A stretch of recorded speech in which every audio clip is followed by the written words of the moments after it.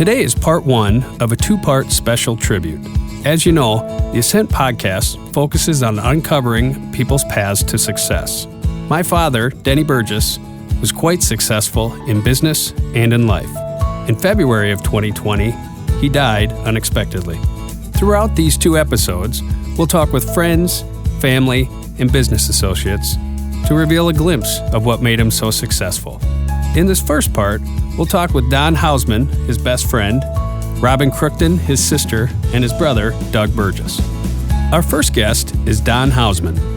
Don was one of my dad's best friends. He talks about growing up together, memories from high school sports, and how their friendship evolved over time. Further, he describes Denny's character using an acronym he calls MAD, M-A-D. Don, welcome to the show. Thanks for joining us today. I appreciate you taking the time to talk about my dad and some memories that you had and your friendship during his lifetime. I appreciate you joining us. Well, thank you, Joe. I'm looking forward to it. It's my pleasure to join you this afternoon. When did you and my dad first meet? Oh, my gosh. Let's say probably kindergarten. Kindergarten, about the first opportunity, and probably Sunday school at Congregational Church in Manorville, Minnesota. I remember that well.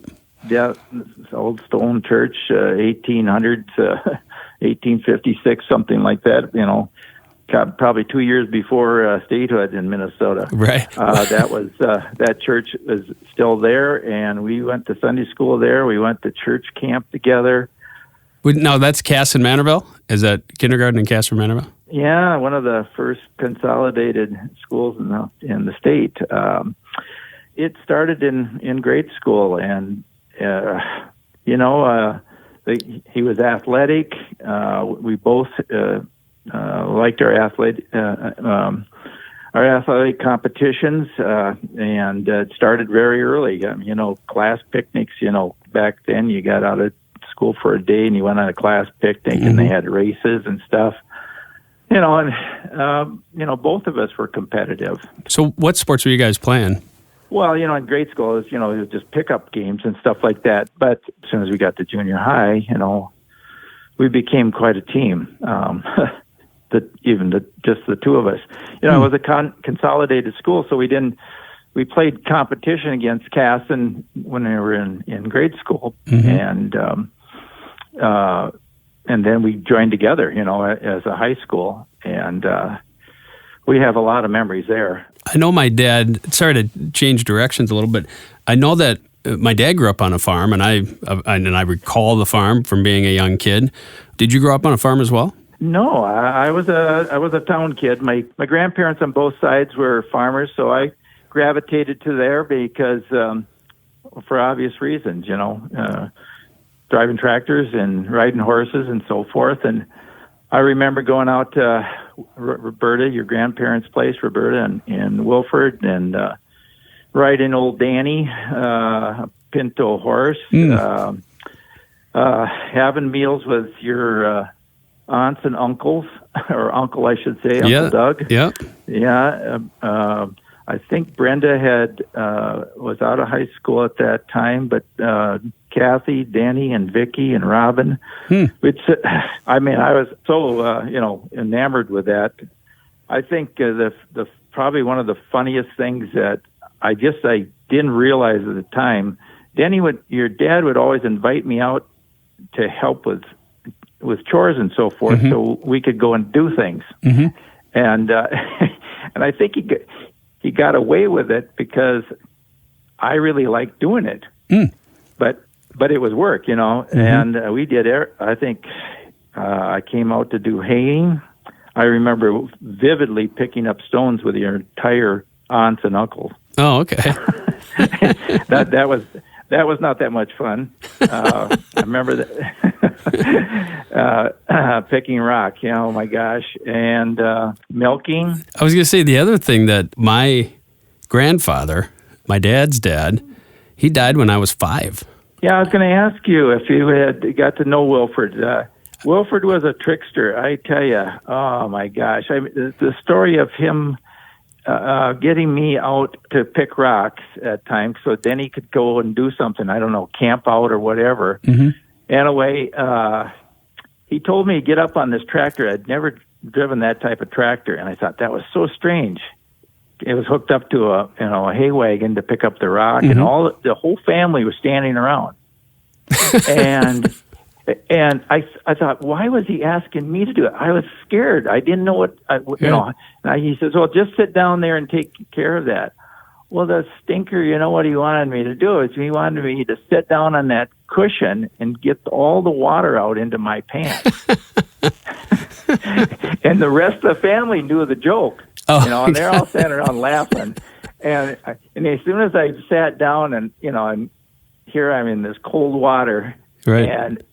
and I just, you just close your eyes and go, oh. And he says, okay, Don, you can get down now. He didn't want me to drive the tractor. Yeah. I vividly remember basketball games in the barn upstairs in the haymow. Okay. At the Burgess farm. Doug, and there'd be other, the Harris kids up the road a bit, and we'd play basketball in there. It would be so slippery. It didn't matter what you had on because there would be straw in there, and the floor would be so slippery you'd fall down. And the ball wouldn't bounce right. The ball would go out of bounds and go down to the hay chute and so forth. A lot of fond memories there. So what was high school like then? You guys were into sports together and all that in high school? Yeah, we played football together. We had a lot of, actually several records with Cass and Manorville. Denny helped me to some records, and I helped him to some records. What were your positions in football? I was quarterback. Denny was halfback and was kind of a split wing. We played a single wing. Got it. With a slot, and we just... and then even, I think there was the bonds were right there, we didn't have, our senior year, I think we lost 3 games by a total of 5 points. I think we lost 7-6, 13-12, and 12-9. Wow. And otherwise, and you didn't have any place to go after the conference, Oh. But with those 3 tough losses, we probably could have won the conference that year in the Hiawatha. Mm-hmm. But we had some memorable things. I guess the thing I remembered that just like every receiver and halfback, they're always open. Right. It doesn't make any difference. Then he'd come back and he says, "I can beat him." I said, "I know you can beat him. I just don't know if I can get the ball out of this pass pocket fast enough." Because back in the mid '60s, late '60s, it was pretty much a run offense. You had bigger backs and fast backs and so forth. You just try to get people busted loose and so on. But we'd set some pretty good records in passing between, and I had good ends, and Denny was a great receiver. Our favorite pattern for Denny and this other slot back was a Z pattern, and we talk about that to this day. I mean, I basically had to get back and make my decision on that it was going to go to Denny or this other receiver on a Z pattern. And got it. And basically just throw it and have him run under it, because he was so fast. For some people who might not know, so what is a Z pattern? It's a double break. Got it. Straight down, break out, and then break back to the middle pattern. Like an out and up kind of thing. Yeah, out and up. Yep, and then back to the opposite post or opposite flag. On the field. So and because it took a little bit of time for that to set up, if you didn't have a moving pocket or a sprint out, to the outside, to clear yourself, it was hard to get a ball. Because Denny was deep. Your dad was deep real quick. Well, was very fast. Very fast. Oh my gosh. Yeah.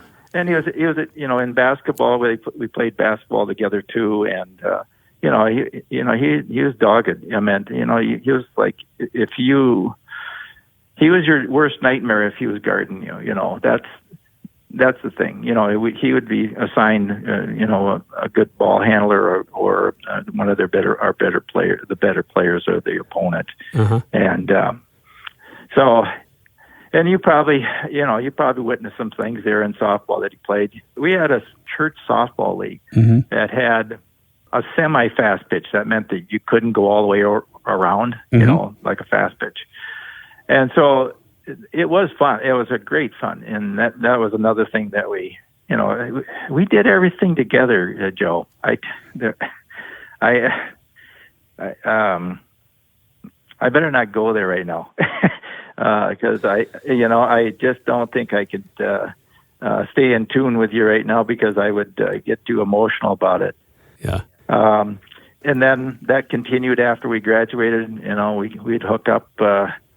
I guess it was called Smokey's fishing trips, but they actually were golf trips later on. So, Smokey, and that's what I think of because that watching my dad play softball when I was growing up, which my recollection from a young age is, he played softball Tuesdays and Thursday nights and had tournaments most of the weekends. But Smokey, I always thought it was because he was so fast because, when I was a kid watching him, he'd hit the ball in the ground in the infield and rarely did people throw him out because he was so fast at first. He was amazing. I mean, yeah. And I never beat him in any race.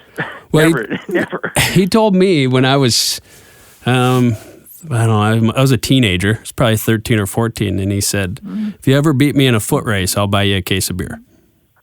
Right, and well, he was a wagerer, Yeah, he likes to gamble.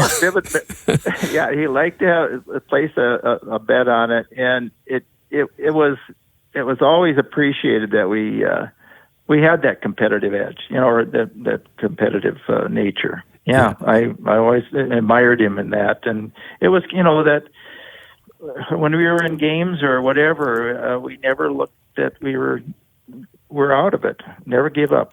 Positive person.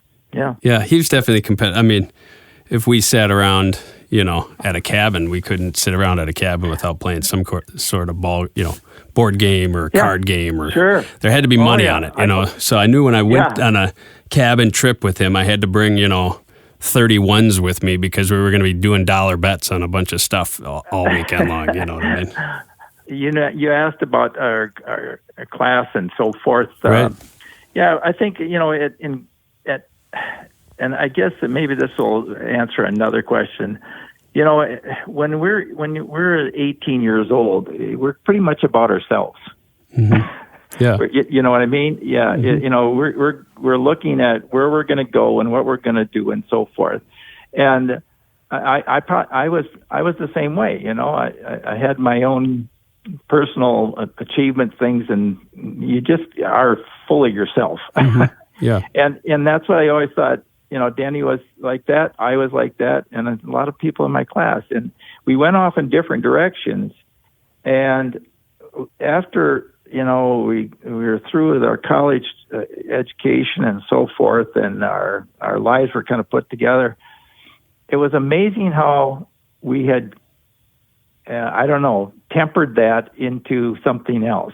And I guess that's what I wanted to talk to and address at your dad's funeral and celebration of life. So tell me more. Tell me more about that.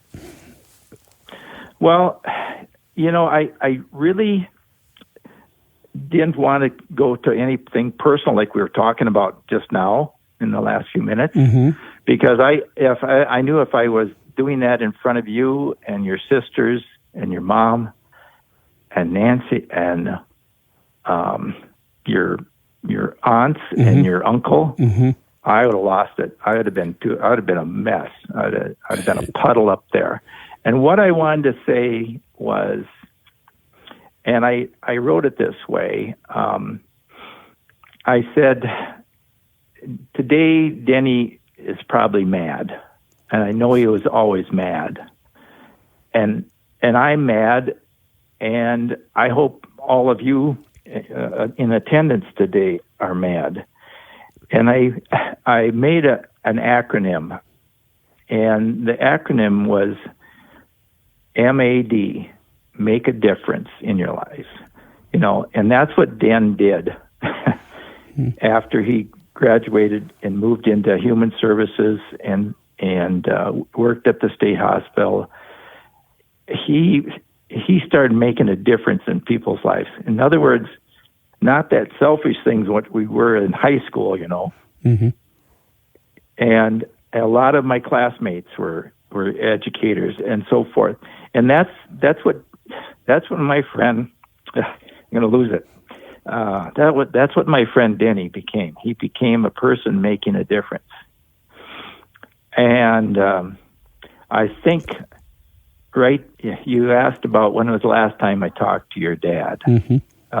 It was very close. It was in the middle of January, and I had to call him, and because I was making a serious move in my life at 70 years old. I became a living donor for a former student and player of mine. And on January 20th, I made this donation. And talking to Denny, your dad was, well, Don, that's amazing, and blah, blah, blah. I said, well, Dan, I think when I think about what you do with your group homes and your clients and so forth, I was so impressed that on one occasion, your dad's second wife, Nancy, and Danny took me and my wife to one of the homes. I think we actually visited 2 homes. Mm-hmm. And he was a hands-on owner manager. One of the assistant managers at a home had a problem with two clients. And we came to just look at the house and see. He wanted to show it off because I think it was a new home and so forth. Mm-hmm. And I saw your dad in action, and I thought that I was just amazed that he took a situation where two residents, 2 clients were arguing, and they're special need individuals, mm-hmm. and they really needed time, and they needed not only some firmness, but some understanding on how to deal with these individuals. Just to give a little bit more background for people who aren't familiar that would be listening, is my dad worked and he was in charge of the day program at a state hospital, which is a campus for developmentally disabled adults. When I was a young child, I guess you would have called it mental retardation, but the language has changed. Yeah. And so when I was probably I was in my 20s. He left the college campus and created his own group homes, and the focus of those group homes was to have a home setting versus an institutional mm-hmm. setting for those people. And so to him, it was a real passion to give those people a life. Yeah. Stability and yes. And this is so important for these individuals. And your dad just set such an impressive example of a caring and positive individual. I love the man. Love the man. Yeah, and I guess that's what I meant when I didn't mean the anger part of mad. I hope that everyone. I got to share it with some of my classmates after the service that day because they said, "Weren't you supposed to speak?" And I said, "Yeah." And they said, "Well, can you give it now?" And I said, "In front of you guys," I said, "I would lose every, Right. I would be blubbering by the time I got to the essence of it." And I guess I even the doctor that did the transplant, he said, "Thank you so much." And I said, "Thank you." I said, "Just think of the number of individuals you've done this transplant part." And I said, "You're mad." And he looked at me and I said, "What?" I said, "Well, you're making a difference." I said, you make such a big difference. And then he said, "Back at you." And I said, "Well, that's it. It's more about this happening. Being mad is a good thing." Yeah, absolutely. The announcement of your dad's passing, I was at my 2-week return visit to the Sanford Center in Fargo, and I was sitting with the surgeon, and a connection from Faribault and my school at Concordia. That's odd, Joe. We're talking here. You're a Johnny, and I'm a Cobber, and that goes way back. Right. Right. Surprisingly, we haven't argued about anything. Pete Rutherford. I don't know if you knew Pete. I'm not. He played softball with Denny in Faribault. Okay. If you can imagine, there was an athletic reunion at Concordia, and Pete and I reconnected, and I said, where you been, Pete? I played basketball with him, and he said, well, I've been living in Faribault. And I said, Faribault? I said, well, did you ever run across the Denny Burgess? And he says, you mean Smokey? Right. And I said, what a small world, that you can you bring up one topic and you go to another. But out of that, I don't even have an idea how Pete Rutherford got my cell number. And so I'm sitting in this consultation and review of how I was doing after the transplant. And that's when I received it. And fortunately, the surgeon and the nurse and everybody said, do you need a moment? I says, I most certainly do. I said, and it was the biggest gut punch I've ever had. And your dad was everything to me. I guess what I'd want people to know about your dad, he never gave up, and he was a very positive person. And I think in that challenging manner that he had, for you to have your own opinion. And I use this when I do artist in residency for kids and so forth in dealing. I taught art for 34 years, and I guess this kind of is what it's a quote by Oscar Wilde, and I bounce this off kids because you really, and anyone, and Oscar Wilde said, "Be yourself; everyone else is taken." And I think it's so obvious that don't try to be, don't try to fit into some other group if you're not that person. Don't try to do other things that you don't want to do yourself. You gotta be an individual, and Denny definitely was an individual, and I think I'm running out of steam. Well, that's great. Well, I really do appreciate you sharing your memories and back at you. I really appreciate this opportunity just to talk with you this time. I appreciate that very, very much. Yeah. And I was going to leave you one other thing. He started calling me Harv or Harvey. Yeah, I was going to ask you about that. Yeah.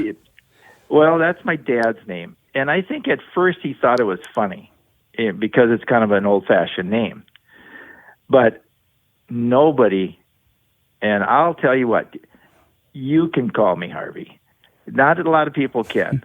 And your dad he would always start off with an Arthur Godfrey, he'd go, in a guttural, gravel voice, he'd go, Harvey, how are you? And I loved it. If I called him on the phone, he says, Harv, how are you doing? And to this day, nobody calls me like that, like your dad did. And it was a term of endearment, and always think of it. Yeah. Oh, that's great. Harvey.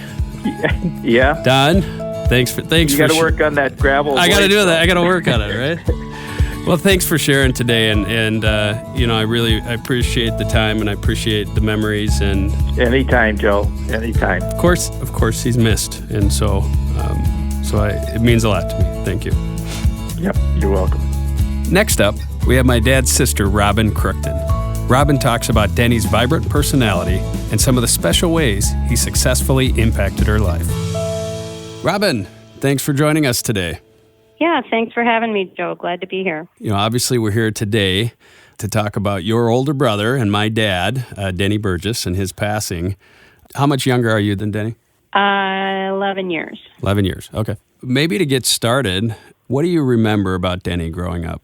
Well, growing up, one of the things that I do remember about him quite often was during harvest, we would have a corn shed, and when the corn would start to get low in the shed, my dad would make us go in there and knock the corn out of the rafters.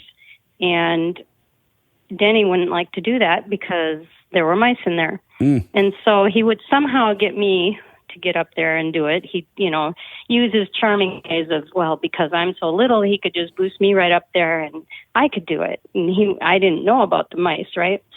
So he would do that. And then in the meantime, when I would come down, he would grab a stalk of wheat and come sneaking up behind me and run that wheat up my leg. So I'd think there was a mouse running up my leg. His sense of humor. That's great. I do have to tell you that his fear of mice never went away. Yeah. If we had a mouse trap in the house, it would get cleaned out with a spatula. You would never touch it. So. He did this to Vicky too. Got it. And you're the youngest of, just for everyone else who's listening, you're the youngest of 6, right? 6, yep. And where was Denny again in the order of those 6? So it was Brenda, Doug, Kathy, Denny, Vicky, me. Got it.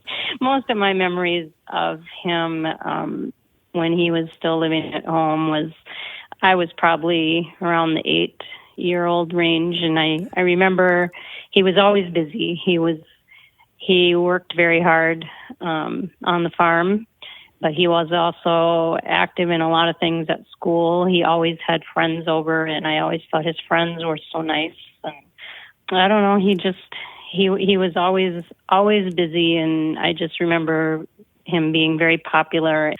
And then on top of that was involved, I think, in every sport in school. Like back then they had triathletes, and he was the athlete of the year. And in order to be the athlete of the year, you had to be involved in at least 3 sports.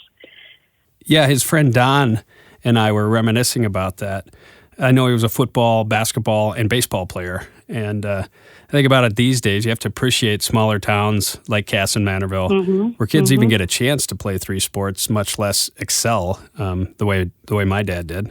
Yep. How would you describe Denny's personality? He just always made me feel special, and I think he did that with anyone that he came across. He just had a way of making people feel special. I always thought when he walked into a room, he was larger than life. He was always cheerful. He was fun-loving, but he was hardworking. He cared deeply about others. I don't know a person that ever had a bad thing to say about him. Yeah, that's great. Do you you mentioned briefly the idea of him being a competitor. Do you have any examples where you saw that, the competitiveness of his personality? Well, when you'd play cards with him, the rules would change every time you played because, especially as he got older and his memory got less, the rules would change in his favor every time we played, and during the game most of the time. Did you have an idea or a feeling that he'd be successful in a business sense like that? Yeah, I mean, that's one thing I think growing up on the farm, every one of my siblings is a hard worker, and he was a hard worker, but he was also very creative, and I always wished for him the success that he had because he did work so hard all his life. My relationship with him really grew, I would say, through college and beyond. Got to be closer with him. Would you say that, I don't know, was there an evolution for him from when you think of him in your early 20s and he would have been close to 30, and as he became 45 or 55 or 65, would you say he changed? I don't know if that he really changed. I mean, his core personality was always there. If he changed at all, maybe just got more self-confident and willing to take the risks needed to start his own business. And he always wanted Mom to be proud of him, which she was. But I think just probably more self-confidence as he went along and just knowing that he could do it.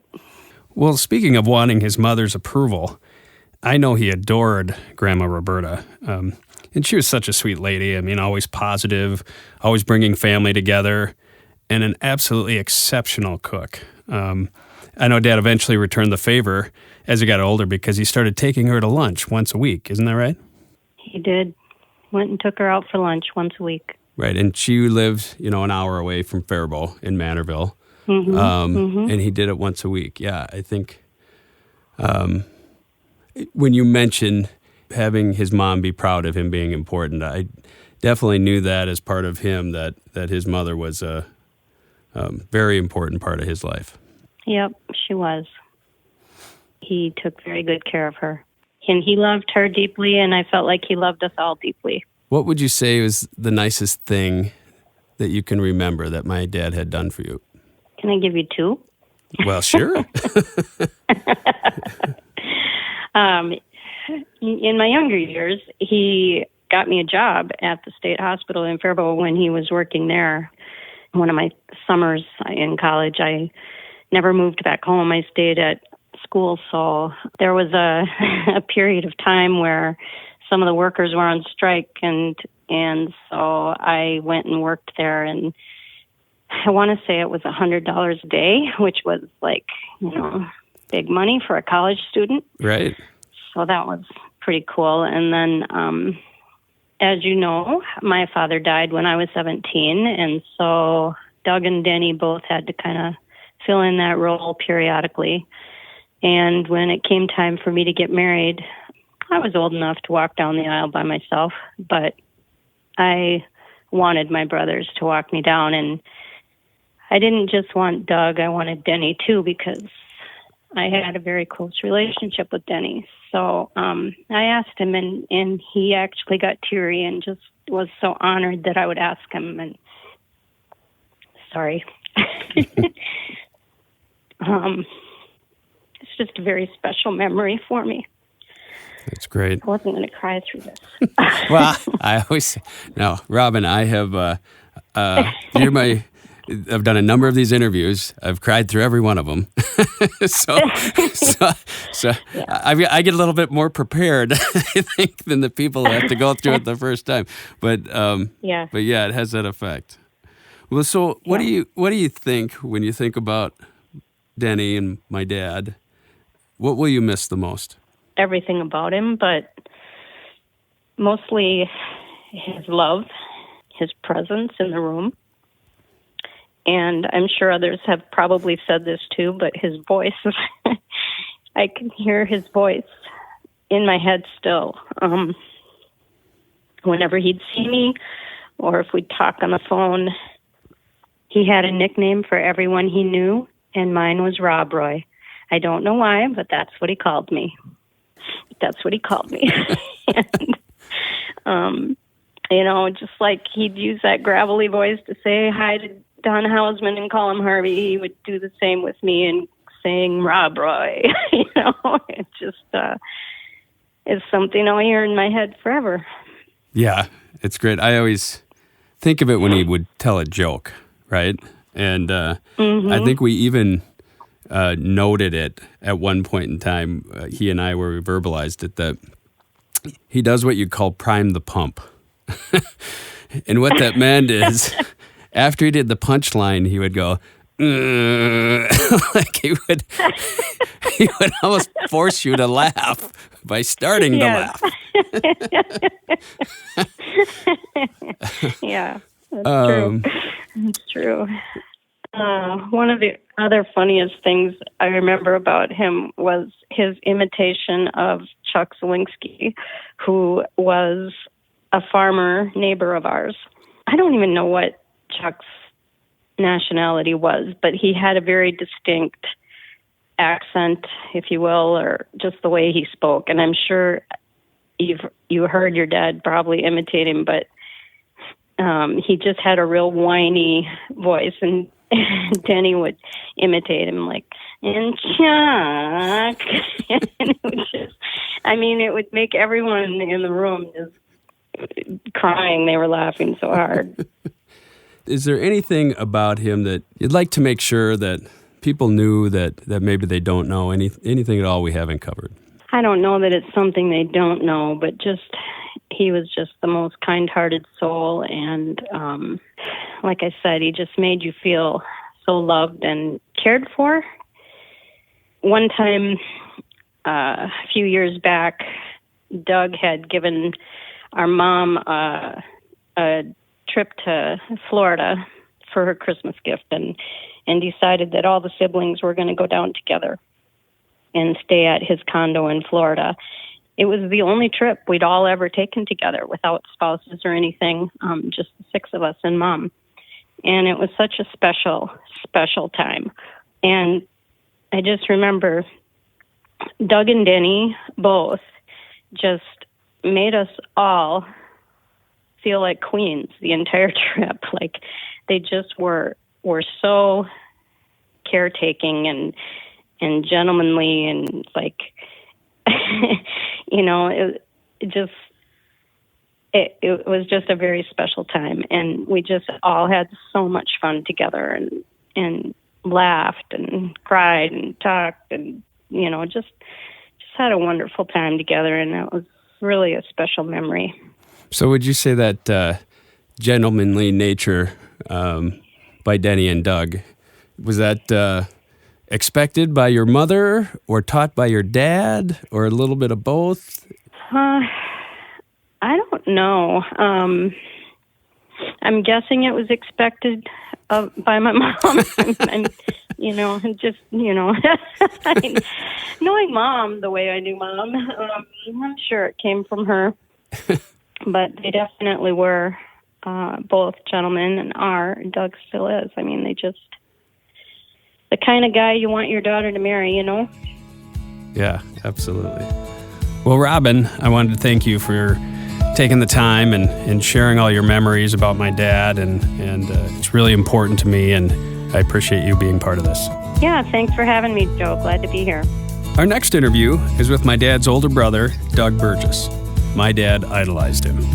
Further, Uncle Doug and Denny look and sound extremely similar. Since his passing, I've gained greater appreciation of conversations with Doug, in part because he reminds me so much of my dad. Doug talks about growing up on the farm with his younger brother and how their relationship developed as they got older. We also learn about Denny's skills when riding a Harley. All right, Doug, thanks for joining us today. Why don't we begin by explaining your relationship to Denny Burgess? Well, as you well know, Joe, and most everyone in Dodge County, we were a farm family, and Dennis is my 6-year younger little brother. Anyway, on the farm working with our father, he didn't have any age limits when you should work. If you were able enough to walk, you pretty much could go to the barn and start feeding calves or something. So anyway, that was how it worked. And then Denny being 6 years younger than me, he did the light work kind of when I was there. Once I left, then he did the heavy work, and then it was up to a couple of his younger sisters to pick up where he left off. So that's kind of how it started, and we slept in the same bed, which had about a $10 mattress, so we usually rolled together in the middle of the night, keep each other warm, nice deal. That's kind of how our relationship started. Yeah, sorry to interrupt, but I had only recently found out that you guys shared a bed when you were younger. Oh, yeah, we did. Yeah, and it wasn't a great bed, and it was not a queen. It was a regular size. And so I suppose as the normal process of the big brother, did you give your little brother a hard time all the time? Of course. That's what big brothers are for, or that's what little brothers are for, however you look at it, So, sure. Well, and so growing up with Denny, of course, how would you describe him, maybe as a younger kid and maybe as you guys both grew older, how that evolved? Yeah. When I was younger, I didn't notice that Denny was more intense than me, but as years went along, it was evident that he was. He always had a really strong desire or drive to achieve, and he definitely wanted to do as well or better than his older brother, which I guess would be a natural instinct, right? Right. Anyway, yeah. But and then as he got older, like my children and grandkids and everything, loved to have one-on-one conversations with Denny. He liked that too, and he had the special knack that he could actually, at the end of the conversation, he would leave you feeling really good about yourself. Like he would, talk more about you than about him. And there's a knack to that. Some people would bore you to death with all about them, but he was definitely not that way. He was more about what they were doing, and he's so proud of them for that. And like I said, when they left the conversation, they usually felt better about themselves. And he especially liked doing that with grandchildren, so he's very proud of his grandkids, as you know. So, well, yeah, absolutely. And talking with some others, I mean, one of the things that was a big deal for my kids was on the kid's birthday, he made the routine where he would just show up and take them out shopping, right? So they just got a limit. So they could have anything they wanted. Anything they wanted. So it wasn't a matter of whether or not Grandpa picked the right thing. He said, let's go to the store, you pick it yourself, Sure. Yeah, that's right. That was him. Yeah, he was a very generous man. There's no doubt about that. I know he took his family on vacations and picked up the tab on about everything, and that made him feel good, I'm hoping, or the way that I imagine it, is that's a format that hopefully I'll probably carry on. I don't ever remember any of us kids or our families ever paying for anything when we got to be adults. And, of course, probably when we were kids, So. That actually came from our father, Joe. That was his deal. Like when you went out to dinner or you went to some kind of a park or whatever, you had to pay. He said that's one of the privileges of getting old. You get to pick up the tabs. Maybe we can expand a little bit. I only knew Grandpa for 5 years. Yeah. So what are some traits of his, or maybe traits that maybe you think from him for you and my dad maybe got passed on? Well, yeah, some positive, some maybe not so much. I think he liked to drink scotch. Both Denny and I like to drink scotch.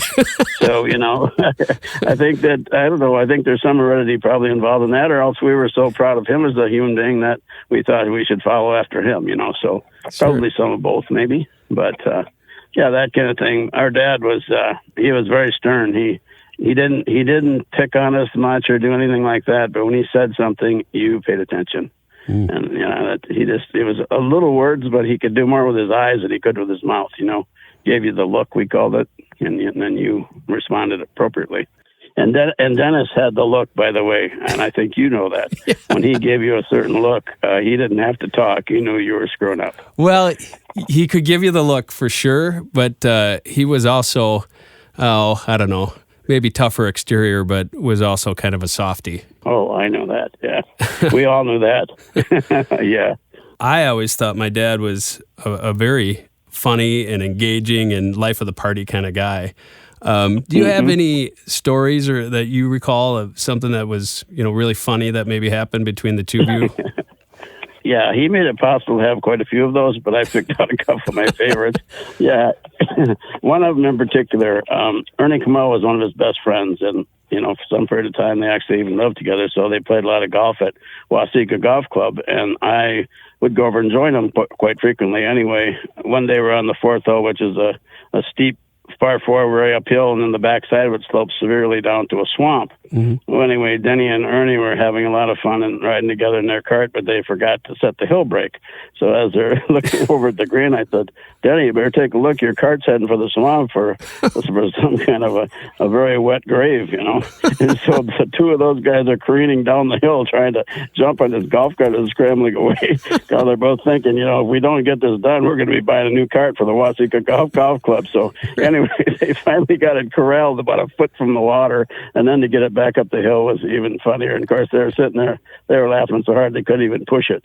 So anyway, that was one of the funnier deals. Another one, as far as hunting, your dad liked to hunt, but he didn't hunt a ton. But anyway, he had a spot by Waseca too that had, half a dozen pheasants in it or something like that, and he'd hunt it quite frequently. But just hunting him by himself, they'd usually escape somehow. Well, anyway, one day he asked Tom Houseman and I if we'd like to come over and hunt with him. So sure, we said, we'll do that. So we went over there, and in about an hour, we killed 5 roosters in that swamp. He says, you guys ruined my hunting spot. well, so it's funny. I remember being in 4th grade and going to firearm safety, right? And he had bought me a 20 gauge so we could go out pheasant hunting because I know that was something that he liked to do. And we went out, after I got my license, we went out pheasant hunting probably maybe 3 times. And what I found was the format of it was you go walk through the slough, I'll wait on the edge for the birds.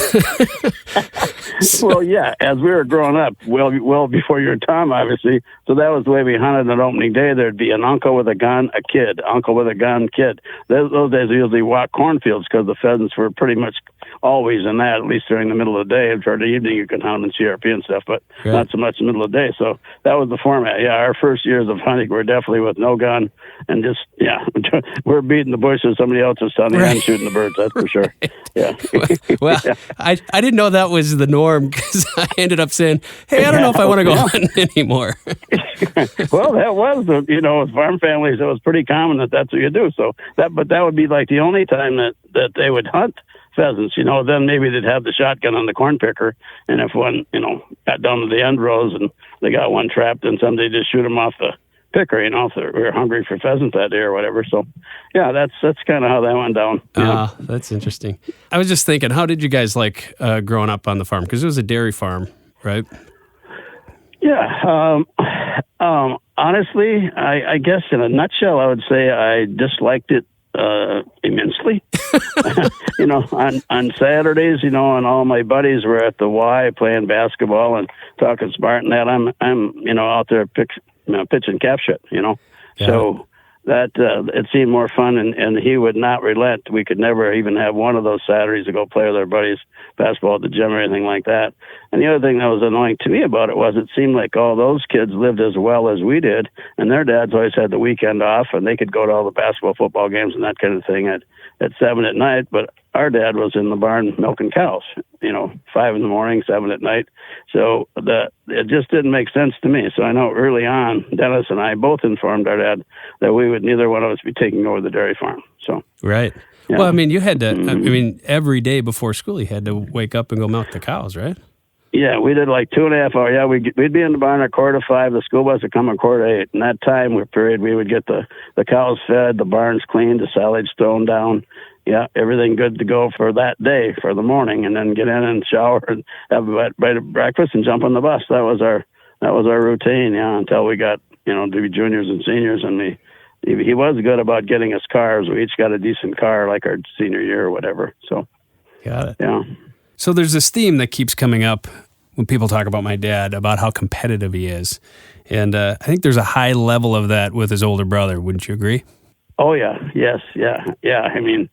Not to be bragging about it, but he did always kind of look up to me a bit and like to do some of the things I did, it seemed, And anyway, he did. Well, so that's probably a normal progression too. Yeah. So. And I've talked about this before that, so his business, which was group homes for mentally disabled adults, I learned because I worked there when I was in high school, because he had just started that business, that I wasn't great with the clients. And my dad, of course, was fantastic with the clients. Yeah. Well, I have a quick story about that, Joe, if you have a minute here. Sure. When one day, Denny and I were pheasant hunting, and we were over somewhere by Medford, but about 15 minutes west of there. Anyway, one of his employees called, and it was actually a Thanksgiving weekend, and she was there alone. She was like a little 110-pound girl. She was there alone with one of his clients who was feeling so sad and sorry for herself because everybody else was gone to their families for Thanksgiving or whatever, and she didn't think she had anybody that loved her enough to invite her to Thanksgiving. And so anyway, she had gotten a knife out of the kitchen and had gone into the corner of the living room, and she was holding the knife to her own throat and telling this gal that she was going to kill herself. So Denny, she calls the red call to Denny, and of course he says, "Oh, we got a little problem." So we fire over there. Denny walks in and starts telling this gal I think her name is Eileen. He said, Eileen, that how much I love you and everybody loves you, and you would not want to, take your own life. So many people would feel so bad about that. And he went on, and pretty quick he had his arm around her and he was hugging her, and she gave him the knife, and he calmed her down. We stayed there 15, 20 minutes or so. And so he said, are you okay now? Are you sure you're okay? And he was just able to do that. And so the little girl, I think, was still a little bit scared that was in charge, but he said she'll be fine now. And so we went back pheasant hunting. But I mean, that's the kind of job he had, and that's his ability to deal with things like that. So that was pretty cool. Yeah. One other thing I was thinking about is, what is something that you can think of that you thought might have been the nicest thing that maybe you ever saw, or the nicest thing that Denny might have done for you? I thought about this one a lot, Joe, and honestly, the nicest thing, he was a great brother and he was a great friend. And yeah, I could always count on him. Anytime I needed anything, he would drop everything and come. He was just my best friend. He's a real friend, kind that there wasn't anything I could ask him. He would say no, not one thing. So, yeah. And I asked him a few times, and he responded. He's a great brother. I think maybe sometimes it's tougher to answer questions if you have, such an open canvas. But I guess what I was just thinking, is there there's something that you wanted to chat about that I haven't asked, or? Yeah.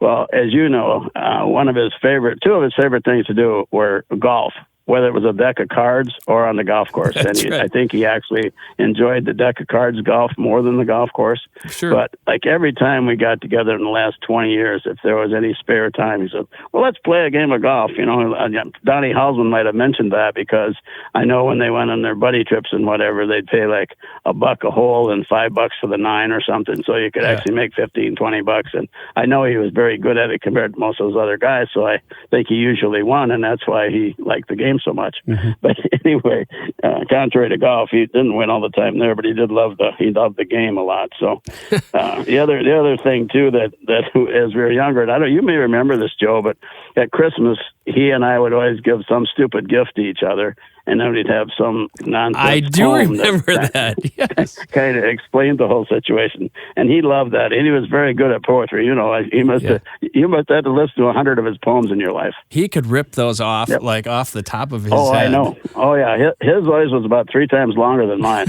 I like doing it too, but mine were never as detailed as his. Yeah, sometimes his were 2 pages. So let me ask you a question, because this was something that he always sang when the work's all done this fall. Is that something your dad sang to you, or where did that come from? Yes. Those are old Marty Robbins tunes.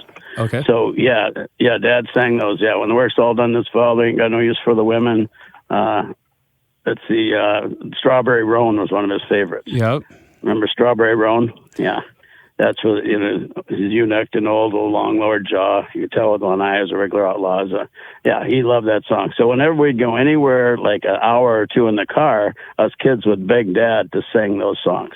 And he was not a great singer, but he was way better than me, So anyway, Mom thought he was a good singer. And so a lot of times she would actually join in. And so the two of them would sing those songs. Well, Denny absolutely loved that. And so then that's why he did it. And Denny was a fair singer. So he did that. I'm sure you kids heard all those songs many times. Well, like when you say, whoever the actual singer is who does it, again, we didn't have the internet back then. I didn't even know. I thought, well, this is an old family song that the Burgesses sang. No, you pull up just about all of his songs are Marty Robbins songs. Yeah. And you pull those up, you can look at those titles and you'll recognize them. And Marty Robbins was a fabulous singer. I mean, he's got one of the best voices ever. Got it. Yeah. Any other thoughts? Any other, things that you'll miss, or anything? Yeah, I miss him daily. Like this summer, Joe, by now I would have played golf with him 6, 8, 10 times, and I haven't played with him this summer, obviously. So I miss him often. So that means I haven't played Faribault Country Club. I haven't played Dodge County, where we went to play a lot of times. I haven't played Otana. He'd even drag me over to Straight River once in a while, which is terrible. He liked to play that Pine Bend. Vitamin Preg, something like that. Anyway, it was wide open. As you know, your dad sprayed it a bit, so he liked it. He didn't like our course so much because you get in the trees and then you make a big number. So, yeah, anyway, yeah, I miss that immensely. We had so much fun. And Ernie Camo, too. Now, I have played with one of his very best friends, Ernie Camo, a few times this summer because Ernie misses Denny, and he says I sound like him some. So, anyway. Oh. Yeah. So, that's... Yeah. Yeah, it's interesting. You know what it is since he passed 7 months ago. I guess we are 7 months ago now. Yeah. The first year you go through a bunch of firsts, you know. And, yes. And the first to me, because it's the closest person to me, of course, that has passed, and now my son is in 8th grade. He's playing football. And of course my dad never missed a football game that Griffin played in, Sure. These are the first that, we're going through the football games and not having grandpa there, that kind of stuff. Yeah. Oh, yeah. Yeah. And our family gatherings that we have kind of in honor of our mother, because she liked those so much. He was dearly missed it the last one we had, so that was in May. So anyway, we're due up, so it's my turn. And so, yeah, he'll be missed at this one too. So yeah, that's, because he was honestly, and when those all started, he was the kind of the glue that held those all together, because he would offer up his space there at Medford in his office. And he had a really nice area upstairs there where we could have, 15, 20, 30 people without any issue at all. And then, so he was, always that, and he'd always have more extra treats than anybody else and all that kind of stuff. That's just the way your dad was. I got another little funny story you might like. When I got the Harley, that wasn't too long after that, he'd get a Harley. And mine, they were kind of in later life when we got those. It wasn't like we were 20-year-olds or anything. But anyway, so we went to a Harley rally up in Duluth, and his wife and my wife took the car. We had that new BMW at the time or whatever, and they rode in comfort. We rode on the motorcycles, which, those aren't always so comfortable with rains and whatever. Anyway, on the way home, we were going to stop at a friend's place along a lake called Sand Lake in northern Wisconsin. And his bike was pretty much brand new. I think he'd only had it a couple of months or something. Anyway, we're riding down this trail going into this cabin, and it's all sand, and it's kind of rutted sand because there'd been a lot of pickup trucks and stuff going up and down it. Yeah. So this trail into this cabin's about a half a mile, and Dennis is not as steady on his bike yet, and his bike was a little more top heavy than mine. Mine's actually a road bike. His is more of a around town scooter type bike. Okay. Anyway, he lost control of it, and believe it or not, there's one fence post in this half a mile, and wouldn't you know, he runs into it. That's where he topples over. So it gets caught in his bike, and it bends his footrest part, scrapes up his brand new bike on this gas tank and fender, and he's tipping over, laying half under. He's screaming at me to get back there and help him. I look back, and I can't quit laughing, so I can't help him. Anyway, so now he's mad at me. I wasn't there right away to catch it. I said, "Geez, I had all the problems I had keeping my bike upright." So anyway, it was pretty damn funny, and he never lived that down. I tell him, stay off the sand with that bike. Right. Well, I never even rode on the back of that thing, and I just in knowing him, I never felt like he was ever truly comfortable, but maybe he was. I don't know. Maybe he wasn't, Joe. He was not. We went on. That's one of the most fun trips I ever had with him, though. We did our 10-day trip when we went out west, and that was about it must have been like 8-9 years ago now, something like that. Yeah. But we had 10 days where we never put our rain gear on, and he and I had so much fun because we never had, one crossword in 10 days, and we both like wildlife so much, so we wouldn't ride super hard, and we just glass all the wildlife and all that. And that was the most fabulous 10 days I ever had with your dad. It was really fun. So, yeah. And that's great. We switched bikes a couple of times and all that kind of stuff, But whenever we'd go into a town and go to a saloon or something, and there are younger people in there, when we came out, they'd all be Googling over his bike because he had the really hot, the red and orange and all that. Mine was just old black, Right. I do know this about my dad. You're 6 years older. He, if you get a classic sports car, he needs a classic sports car. If you get a Harley, he needs a Harley. I mean, he was. I know. I got the diesel tractor. He got a diesel tractor. And his were usually a step above. Just a little step above. Hey, yep. Well, ever the competitor. Yeah, that's right. Oh God, we laughed about that many times. I'd give him crap about it. Like, oh, sure, you had to upgrade me, didn't you? Well, it just happened. I didn't really do it intentionally. Yeah, right. Yeah. Right. That's great. So, yeah. Well, Doug, thanks for reminiscing. Thanks for sharing. Thanks for all your time. This is great. That's all I got for today. You have a good day, Joe. Yep. Thanks a lot for your time. That's the end of part 1 of this 2-part tribute to my dad, Denny Burgess. We'd like to thank our guests, Don Houseman, Robyn Kruchten, and Doug Burgess, for sharing their memories and providing us some insight on the ways that Denny successfully impacted their lives.